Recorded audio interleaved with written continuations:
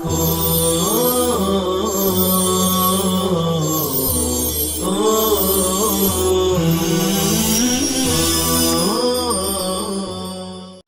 اللہ الرحمن الرحیم الحمدللہ رب العالمین والصلاة والسلام علی سید الانبیاء والمرسلین محمد وعلی آلہ واصحابہ اجمعین اما بعد۔ عزیز طلبہ کرام، کتاب الوکالہ کے بعد کتاب الکفالہ کو لے کر آئے ہیں۔ کتاب الوکالہ اور کتاب الکفالہ دونوں میں یہ ایک طرح کا عقد تبرع ہے اور اس میں نفع دوسرے کے لیے ہوتا ہے، اس طور پر دونوں میں ایک طرح کی مناسبت پائی جا رہی ہے۔ کفالہ کی لغوی اور اصطلاحی تعریف جان لیجئے اور اس کو سمجھ لیجئے کہ کفالہ کسے کہتے ہیں، اس کے بعد اس کی تقسیم اور اس کے مسائل ہم آگے پڑھیں گے انشاءاللہ تعالی۔ تو کفالت کے لغوی معنی آتے ہیں ملانا، ایک شے کو دوسری شے کے ساتھ ملانا، الکفالۃ الضم، جیسے یہ کفالت لغوی اعتبار سے اس کے معنی آتے ہیں ضم اور ملانا۔ قال تعالی، باری تعالیٰ کا فرمان ہے وَكَفَّلَهَا زَكَرِيَّا، اور آپ اس کے زکریہ اس کے کفیل ہوئے، ای ضمها الى نفسه۔ وقال علیہ السلام انا وکافل الیتیم کہاتین، آپ صلی اللہ علیہ وسلم نے یتیم کی کفالت کرنے والے کو اپنی دونوں انگلیوں کو ملا کر بتلایا کہ اس طرح ہے، یعنی جو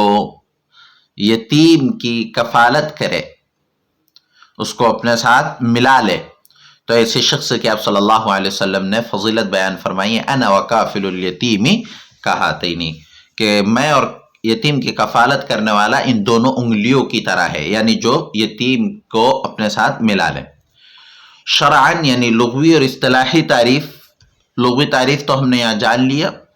اصطلاحی تعریف ضم ذمة الكفیل الى ذمة الاصل فی المطالبة مطلقا بنفس او بدین او عین، کہ کفیل کا ذمہ داری لینا اصل کی ذمہ داری کو مطالبے میں مطلقاً نفس، دین یا کسی شے کا۔ اس کو اور آسان انداز میں ہم ترجمہ اس طرح کریں کہ کسی شخص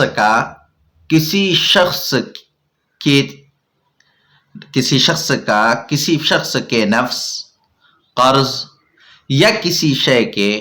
مطالبے میں ذمہ داری کو قبول کر لینا، اسے کہتے ہیں کفالت، جس کا مفہوم یہ ہے کہ ایک شخص کے ذمے کسی کا قرض ہے تو دوسرا شخص کہے کہ وہ جو اس پر قرض ہے وہ قرض میں ادا کروں گا، تو گویا وہ ذمہ داری لے رہا ہے، تو اسے کہیں گے کفیل۔ یا یوں کہے کہ فلاں شخص کو قاضی کی عدالت میں حاضر کرنے کی ذمہ داری میری ہے،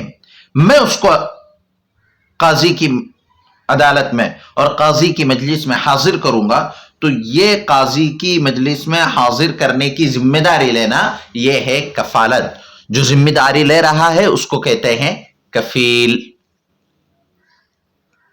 تو ایسے کتاب الکفالہ میں سب سے پہلے ہم نے لغوی تعریف، پھر اصطلاحی تعریف۔ اب یہ جانیے کہ کفالت کا ثبوت قرآن و حدیث سے ہے یا نہیں ہے۔ تو کفالت کا ثبوت قرآن، حدیث، اجماع امت سے ثابت ہے۔ قرآن کریم میں جیسے وَكَفَّلَهَا زَكَرِيَّا، حضرت زکریا علیہ السلام نے کفالت لی، اسی طرح حضرت یوسف علیہ السلام کے باب میں ہے وَلِمَنْ جَاءَ بِهِ حِمْلُ بَعِيرٍ وَأَنَا بِهِ زَعِيمٌ قَالُوا نَفْقِدُ صُوَاعَ الْمَلِكِ وَلِمَنْ جَاءَ بِهِ حِمْلُ بَعِيرٍ وَأَنَا بِهِ زَعِيمٌ، کہ ہم اپنا پیالہ گم پا رہے ہیں، جو بھی شخص اس کو لے کر آئے گا تو اس کے لیے اونٹ کا بوجھ ہوگا اور میں اس کا زعیم اور کفیل ہوں۔ تو وہاں پر بھی کفالت ہے۔ اسی طرح جناب نبی کریم صلی اللہ علیہ وسلم کا ارشاد الزعیم غارم۔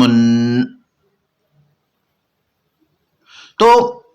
کفالت کا ثبوت قرآن کریم سے بھی ہے، حدیث سے بھی ہے اور اجماع امت سے بھی ثابت ہے۔ اب کفالت میں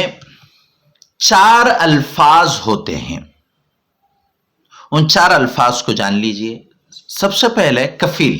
جو شخص دوسرے کی ذمہ داری کو قبول کرتا ہے اسے کہتے ہیں کفیل۔ جس کے لیے کفالت کو قبول کرتا ہے اس کو کہتے ہیں مکفول لہو، اور جس کی طرف سے ذمہ داری کو قبول کرتا ہے، کفالت لیتا ہے، اس کو کہتے ہیں مکفول عنہ۔ اور اس پورے عمل کو کہتے ہیں کفالت، اور جس شے کی کفالت لی جاتی ہے اس کو کہتے ہیں مکفول بھی۔ دیکھیے کتاب الکفالتی، کفالت کا بیان۔ الکفالت ضربانی، کفالت کی 2 قسمیں ہیں۔ الکفالت ضربانی، کفالت کی 2 قسمیں ہیں، کفالت بالنفس و کفالت بالمال، کفالہ بالنفس اور کفالہ بالمال۔ سب سے پہلے کفالت کی 2 قسمیں بیان کی گئی، کفالہ بالنفس اور کفالہ بالمال۔ کفالت بالنفس اور کفالت بالمال کسے کہتے ہیں؟ کفالہ بالنفس کہتے ہیں کہ کسی شخص پر کوئی مقدمہ ہو تو دوسرا شخص یہ کہے کہ اسے ابھی کچھ چھوڑ دے، اور جب بھی اس کی ضرورت ہوگی تو میں قاضی کی مجلس میں مقدمے کے لیے اس کو حاضر کر دوں گا۔ جب بھی اس کی ضرورت ہوگی تو قاضی کی مجلس میں اس کو حاضر کرنے کی میری ذمہ داری ہے۔ تو گویا وہ شخص اس شخص کو حاضر کرنے کا، اس کے نفس اور اس کی ذات کو حاضر کرنے کی کفالت لے رہا ہے، ذمہ داری قبول کر رہا ہے، تو اس کو کہتے ہیں کفالہ بالنفس۔ اور کفالہ بالمال کہتے ہیں کہ کسی شخص پر کوئی قرض ہو تو دوسرا شخص کہے کہ اس پر جو قرض ہے اس کو میں ادا کر دوں گا، تو چونکہ وہ مال کے ادا کرنے کی ذمہ داری کو قبول کر رہا ہے اس لیے اس کو کہتے ہیں کفالت بالمال۔ والکفالۃ بالنفس جائزۃ، کفالہ بالنفس جائز ہے۔ وعلی المضمون بها احضار المکفول به، اور اس کی ذمہ داری مکفول بھی کو حاضر کرنا ہے۔ کفالہ بالمال جس طرح جائز ہے اسی کفالہ بالنفس بھی جائز ہے۔ اور کفالہ بالنفس یعنی اس کی ذمہ داری کیا ہوگی؟ تو اس کی ذمہ داری صرف مکفول بھی کو حاضر کرنا ہے۔ مکفول بھی یعنی جس شخص کی ذمہ داری اس نے قبول کی ہے حاضر کرنے کی، تو اس کو حاضر کرنا اس پر ضروری ہے۔ اس کا یہ مطلب نہیں ہے کہ مکفول بھی پر جو جرم ہے اور اس کو جو سزا ملنے والی ہے اگر وہ حاضر نہیں ہوا تو وہ سزا مجھے دی جائے، بلکہ اس کی ذمہ داری صرف مکفول بھی کو حاضر کرا دینا ہے۔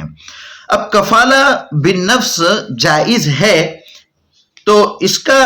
جیسے کفالہ بالمال جائز ہوتا ہے ایسے کفالہ بالنفس بھی جائز ہے،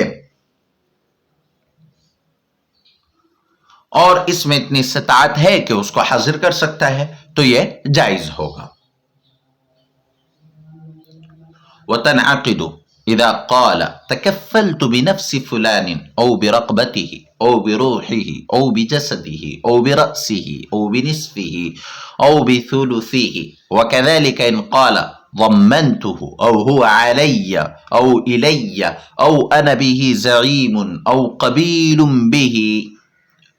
اور کفالہ بالنفس منعقد ہوتا ہے جبکہ وہ کہے کہ میں فلاں شخص کے نفس کا وکیل ہوا، یا اس کی گردن کا، یا اس کی روح کا، یا اس کے بدن کا، یا اس کے سر کا، یا اس کے نصف حصے کا، یا اس کے تہائی حصے کا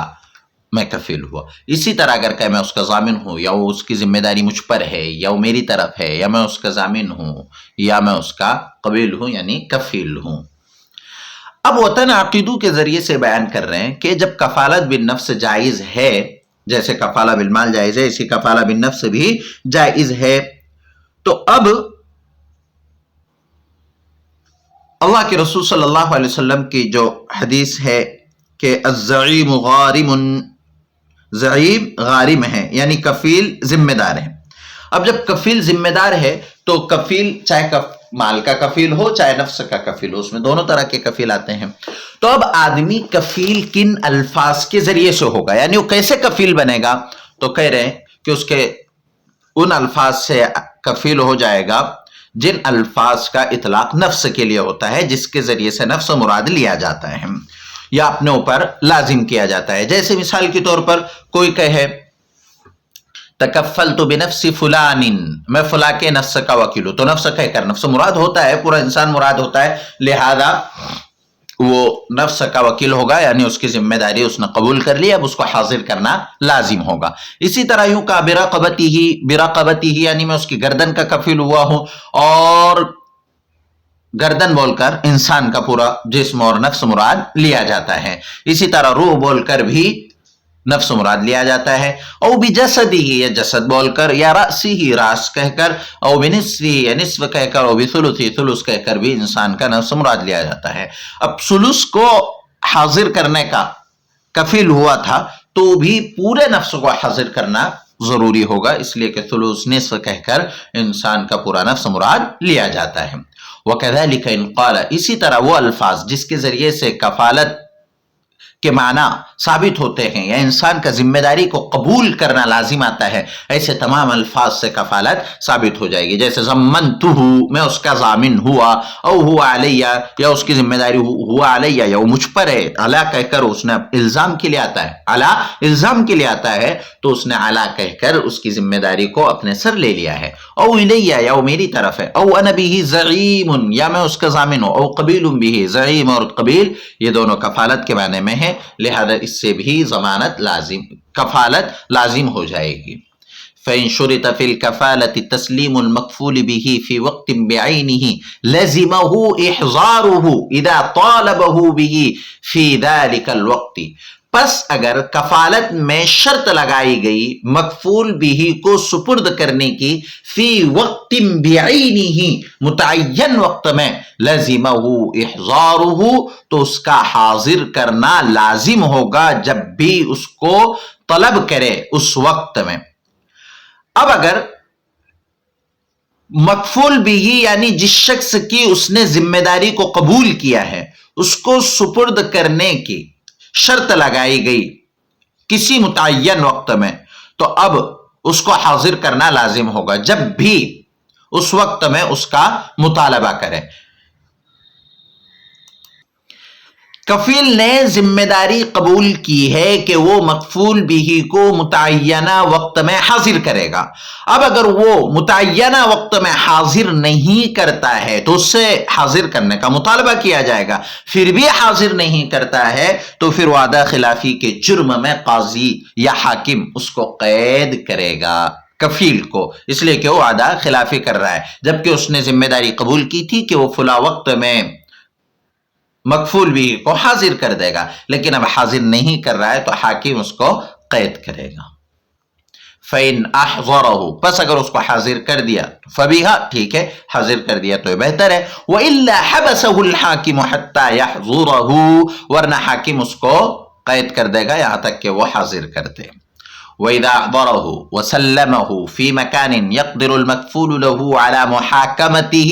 بَرِئَ الْكَفِيلُ مِنَ الْكَفَالَةِ، اور جب اس کو حاضر کر دے، وَسَلَّمَهُ فِي مَكَانٍ، اور ایسی جگہ سپرد کرے، يَقْدِرُ الْمَكْفُولُ لَهُ عَلَى مُحَاكَمَتِهِ، جہاں مکفول لہو کے لیے اس سے محاکمہ پر قدرت ہو، مکفول لہو کو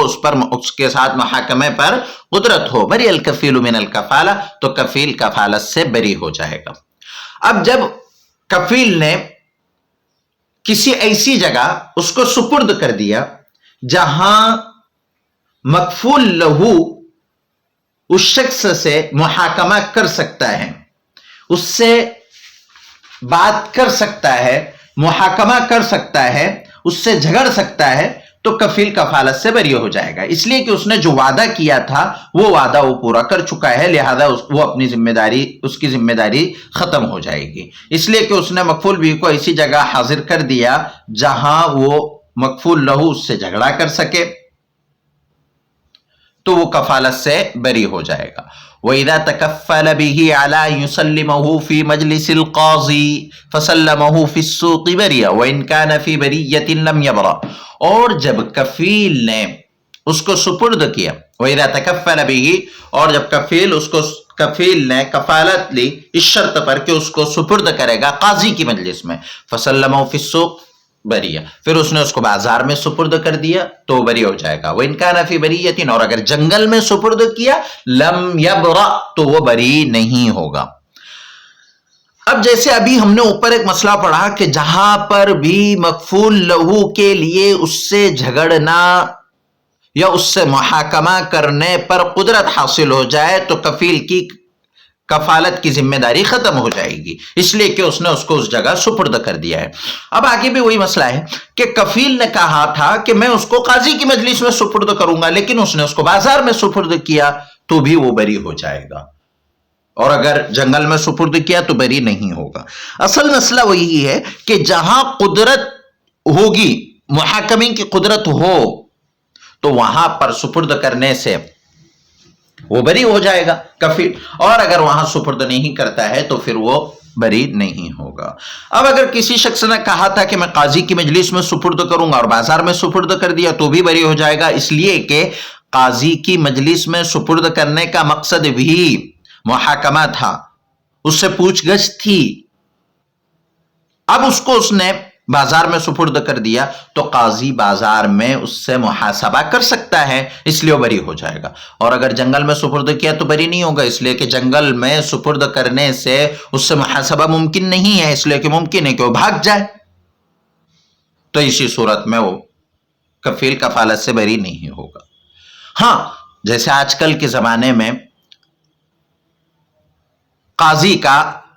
بازار میں محاسبہ کرنا ممکن نہیں ہے، اس لیے آج کل کے اعتبار سے اگر دیکھا جائے تو بازار میں اگر وہ سپرد کرتا ہے تب بھی وہ بری نہیں ہوگا. تو اصل اصول یہی ہے کہ جہاں محاکمہ اور محاسبہ پر قدرت ہو وہاں اگر مکفول بھی کو حاضر کر دیا جاتا ہے تو کفیل اپنی کفالت سے بری ہو جائے گا، اور جہاں قدرت نہ ہو وہاں پر کفیل کفالت سے بری نہیں ہوگا. وَإِن مَاتَ الْمَكْفُولُ بِهِ بَرِئَ الْكَفِيلُ بِالنَّفْسِ مِنَ الْكَفَالَةِ، اور اگر مکفول بھی مر جائے تو کفیل بالنفس کفالت سے بری ہو جائے گا، اس لیے کہ مکفول بھی ہی باقی نہیں رہا، جس کو حاضر کرنا تھا اصل ہی باقی نہیں رہا، تو کفیل اصل پر ذمہ داری باقی نہیں رہی تو کفیل پر بھی ذمہ داری نہیں رہے گی. جب اصل یعنی جو مکفول بھی ہے وہی مر گیا تو کفیل جو اصل نہیں ہے بلکہ وہ کفیل ہے تو وہ بھی ذمہ داری سے سبکدوش ہو جائے گا.